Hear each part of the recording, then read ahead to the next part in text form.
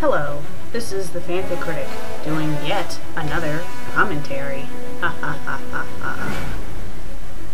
This episode was a very interesting episode to film. This was technically the season premiere to season 3 of FanFic Critic, which is episodes 41 through 60. And this is the new opening. Woohoo! A lot better than the old one. Yeah, I'm just going to talk about the opening only because it's showing. A fellow subscriber created this for me. They actually go by two names, Skeledude12, and I think also the Otanaku Review. I'm not sure if I'm saying it right, but they did a great job with this opening, and I find it a hell of a lot better than my old one. Yeah. So moving on to this FanFic Critic episode, I guess I sort of critique a fanfic in this, but, well, let's just watch the episode, shall we?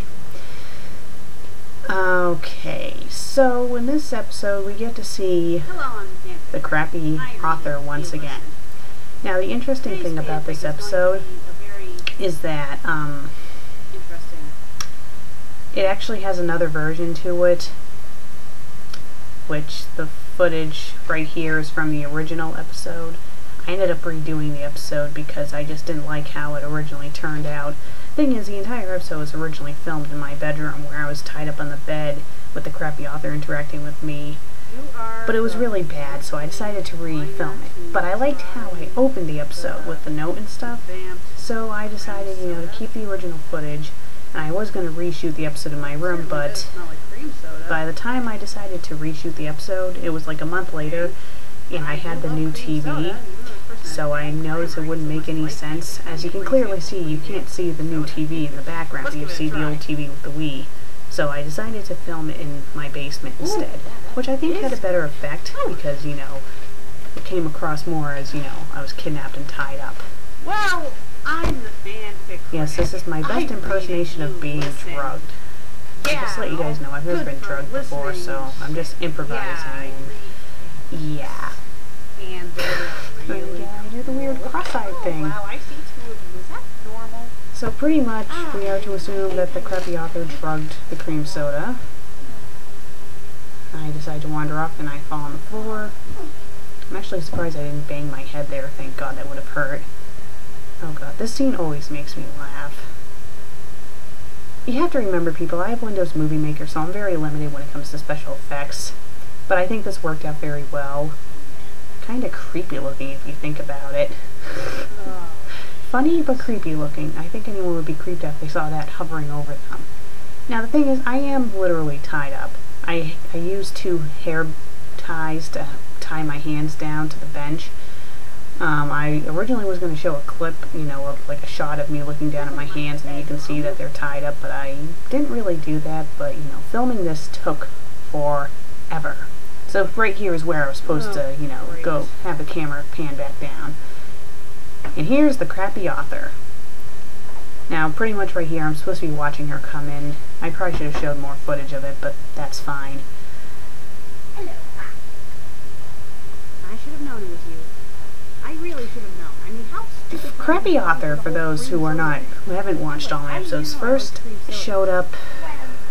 I'm trying to remember which episode. It was an early episode. I think it was like after episode 10. So it might have been like episode 13. I'm not sure. But if you want to know how the whole worst fanfic ever thing started, it was actually a joke.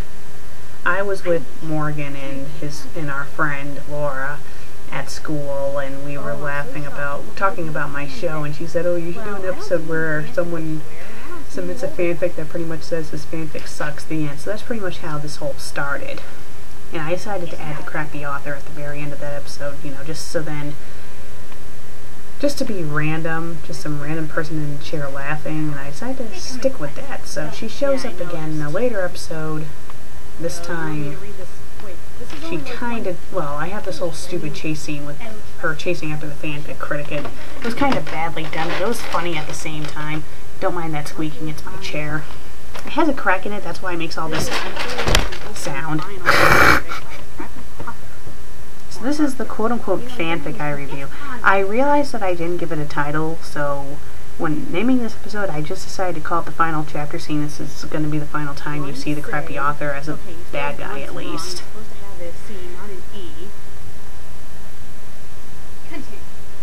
In the original episode, when I'm tied up on the bed, the conversation between the fanfic critic and the crappy author was really bad. Because you want to know how I did this? The thing is, I would film everything as the fanfic critic speaking, and then when I did the crappy author bits, I would have myself watch the bits with the fanfic critic.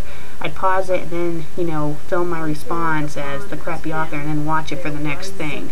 In the first episode, I didn't do that. I just improvised and it didn't work, and that's one of the reasons why I redid it. One day, her rival showed up and tied her up. Wow, I think that sentence actually had good grammar. Yeah, I probably should have made sure the camera was a bit more centered, because I would have had the crappy author stand more in the center for the camera, but the thing is that the fanfic critic, whenever they show the fanfic critic, she's always like looking to her right, so it wouldn't make any sense if the author was centered in the shot, because then she would be straight ahead of the fanfic critic. But I probably should have moved the camera a bit, but I wasn't thinking. The thing is, I had the video with the fanfic critic up, so I couldn't really see where my position was. Bit of a mistake, but I guess it sort of worked. So I pretty much read the fanfic, and unlike the other episodes where after I read a fanfic by the crappy author where I freak out and tear it to shreds, in this one I kinda don't do that. But at this point, the fanfic critic's supposed to be fed up with the crappy author. It's like, okay, this is just getting sad. Okay, I'm sorry. Exactly. This is just getting sad. Can you release me now? I have to admit, the next shot with the fanfic critic, the face I make is just so funny. Just watch. I tied you up.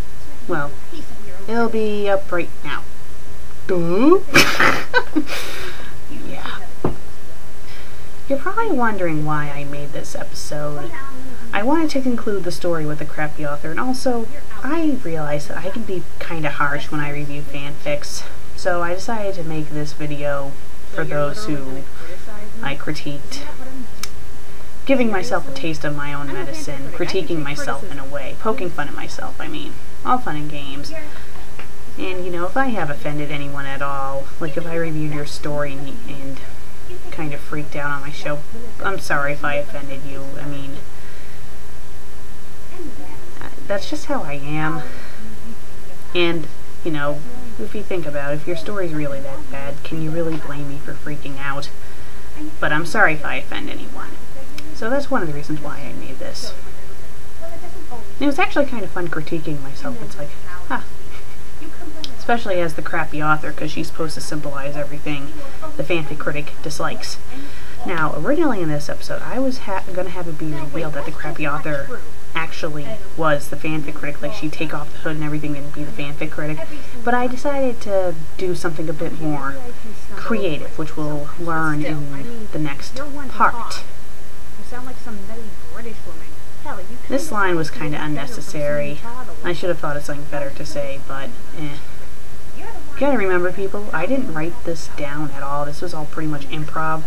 The only quote-unquote script was having myself as the crappy author watching the footage with the fanfic critic and then just coming up with her own responses. Yeah, I think writing a script probably would have been better, but I don't know, improv is a lot of fun. I love improv. I think the show works with improv, although some things I need to touch up upon.